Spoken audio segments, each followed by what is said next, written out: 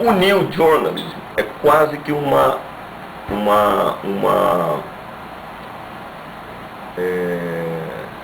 subversão da New Yorker, quer dizer, são os caras que não entraram na New York, vão para a revista Esquire, que estabelecem as bases da revista, e eles atraem uma geração que praticamente não participou da New Yorker. E aí aparece então, fazendo textos para a Esquire. Norman Mailer, Gaita Lise, Tom Wolfe, essa coisa toda, e aí eles radicalizam alguns procedimentos.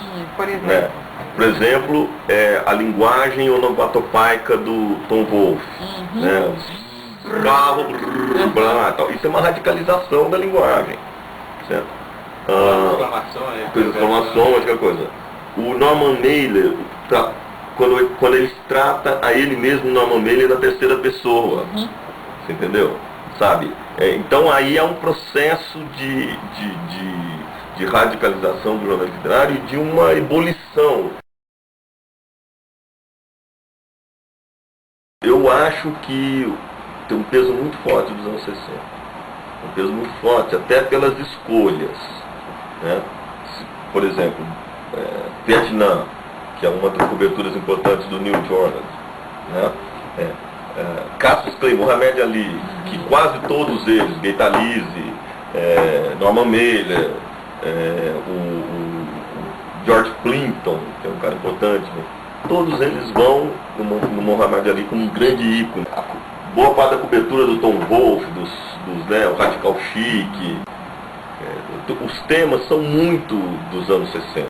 A grande literatura está no jornalismo e não está na literatura a partir desse momento. Eu acho que aí ele vai muito a fundo e ele radicaliza, por um lado, né, o que os outros estavam radicalizando por outro, mas ele não deixa de apontar uma coisa importante. E no fundo é até maior do que ele está dizendo, porque ele está apontando para os anos 60, mas se você olhar isso, o que acontece? É um gênero que vinha ao longo do tempo crescendo. Entendeu? Crescendo, e chega ao final do século XX e começo do século XXI como um gênero muito forte.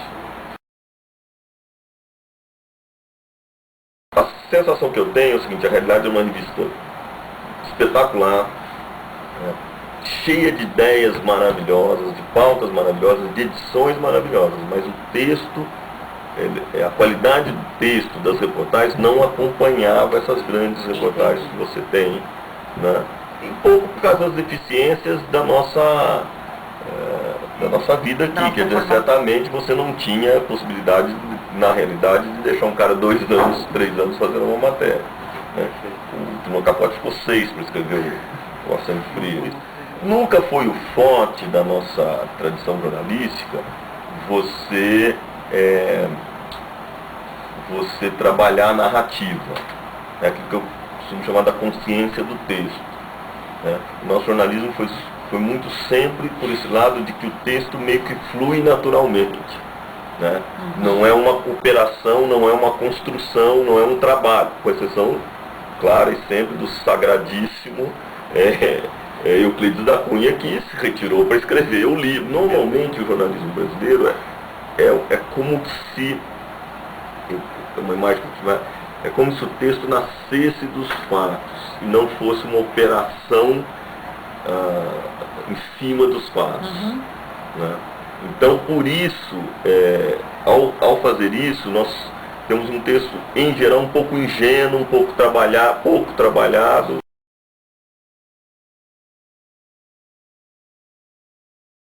Bom, eu acho que o texto do Tom Wolfe é essencial. Né? Que ali explica muito as ideias, quem são os caras importantes, então, embora ele não seja, ele é uma peça, é um ensaio, não é uma reportagem, mas eu acho ele importante para entender o que estava acontecendo. Os textos representativos... O do Frank Sinatra, a reportagem. Frank Sinatra é um, né? O Super-Homem vai ao supermercado, que é o primeiro texto a luta do Norman Mailer, eu colocaria esses dois. Do Tom Wolfe, eu gosto muito do Radical Chic, mas eu gosto muito do Último Herói Americano, que é o corredor que aí ele coloca bem o negócio das coloca a própria linguagem, e é um texto, e ele capta o clima daquele, do interior, do herói do interior do americano, né? Do herói do menino do interior americano, aquele cara mais... eu acho que assim, os mais representativos eu acho que seriam esses, né? Os mais... Para você ter uma ideia do que é. Eu acho a luta do Maomé é fantástico, espetacular todo esse aspecto, porque tem toda a questão também da linguagem, dele falar dele mesmo, na terceira pessoa, né? Tratar ele mesmo na terceira pessoa, é interessante.